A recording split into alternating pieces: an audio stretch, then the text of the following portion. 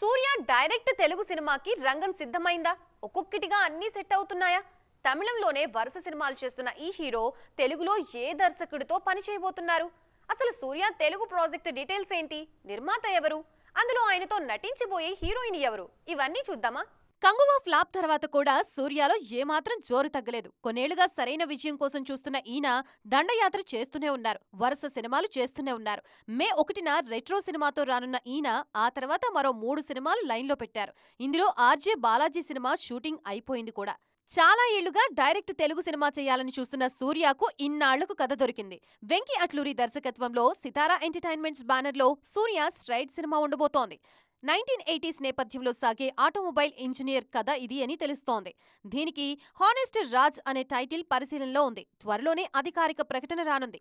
సూర్య సినిమాలో Bhagyashree Borse, dragon fame, Kayadu Lohar పేర్లు వినిపించాయి. కానీ తాజాగా సంయుక్త మీనన్ ఇందులో హీరోయిన్ గా కన్ఫర్మ్ అయినట్లు తెలుస్తోంది.